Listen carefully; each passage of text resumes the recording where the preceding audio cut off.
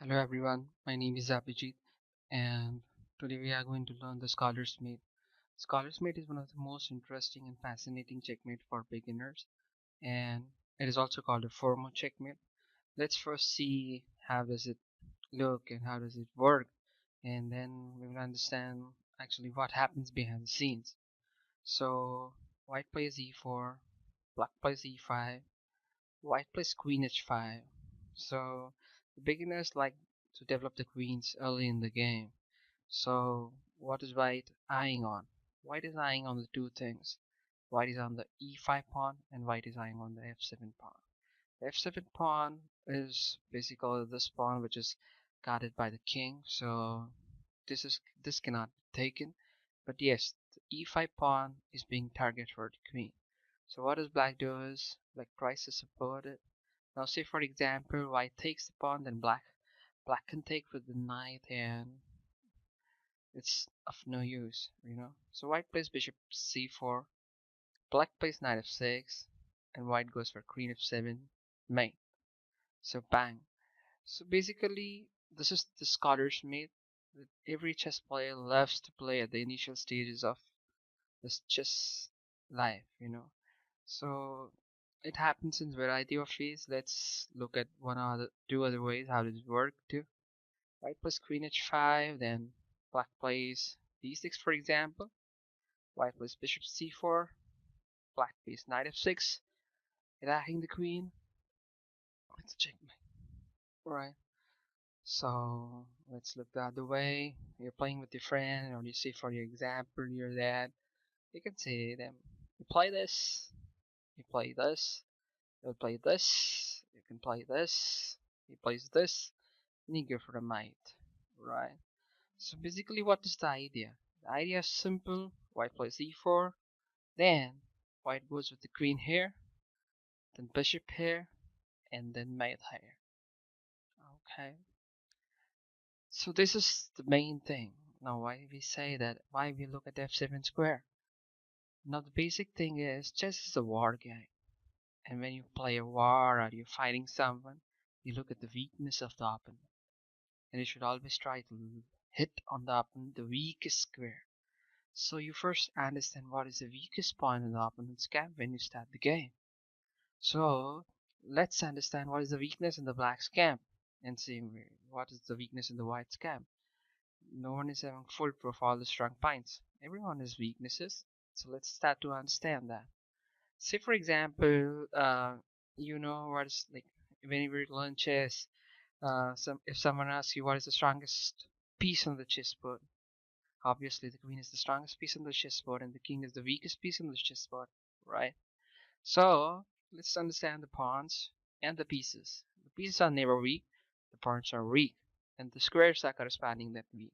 Say for example, if you look at this square is supported by the rook or the pawn, so that's not a weak. This is supported by the bishop. This is supported by the queen.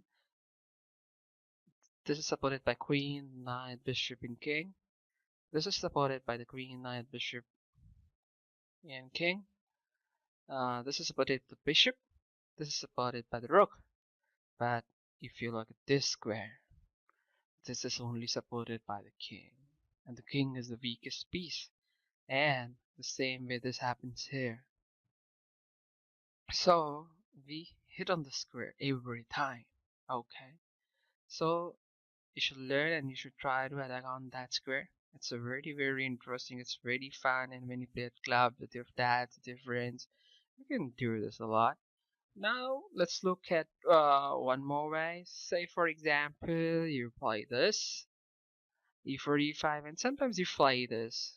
Now the opponent is not familiar with Scholar's Mate, then he may play this. Then what would you do? Then also it's a win for white. White plays queen e5. Black plays the check because it's a check from the queen. Then you bring here, go for the rook. So you're 5 points up and you're winning the game. Okay, so that's also fine.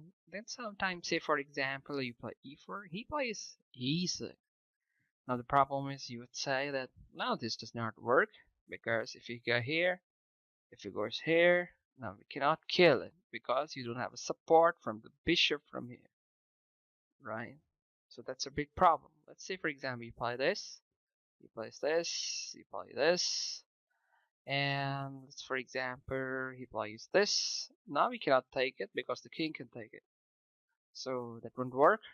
So now you do not come into the scholar's main, but you can have other way route. You cannot come with the scholar main because people use normally the scholar with the bishop and the queen. So what you can do is you can go there. That's fine. And then say for example black plays this. Now what you can do is you can play the knight here. You can play the knight here, and then you can king. Basically, you're attacking the f7 with the queen, but you need some support. So you are using the knight as a support, you know. So you play, sorry, you play this. He plays this, for example. You play this. He plays for this, for example, and you give her a knight. Okay. So this is the way because many people say now what to do in this sector, you know. The Scarlet does not work. So this is one of the way. It is out of scope of the scholar's mate, but it's one of the way. And one other way that people normally play is to trap the opponent. Like you also start with bishop c4. Now you start with knight c6. He will play the queen here, and it's going for a mate here. Say for example, you have a bishop, and it's a mate. This is the other way people try. They do not try with that queen h5. But actually, this is aggressive because you're extending the pawn. But at somewhat intermediate levels to trap the players, people play with this bishop c4. Okay, knight c6 and then queen f3. You know, that's the basic idea. And you go first there. Let's say, for example, someone plays this. Now people try with a different way. You know, they try to go like this. Now let's say, for example, I play this. Then white still can attack this. Then go, and it's a mate. What the idea was that the queen was stemming the white, the knight was obstructing the way of queen takes bishop. So just landed with this, you know. So there are many other ways. There are a lot of ways to play, but Scholars Made is the beginner section. You can play at the fun level with the club when you start to learn chess, and you should learn to play, and you should try different ways to get it done. But as your level of chess increases, you'll understand that scholars may don't work at the higher levels or even at the intermediate levels. Then maybe you can have more things to learn. But this is all for scholars mate. If you like the video, press the like button. If you like to subscribe to our videos, press the bell button. And we would be putting more and more videos. You can put up your queries in the comment. We would like to address it. See you in the next video. Bye. Take care. Have fun.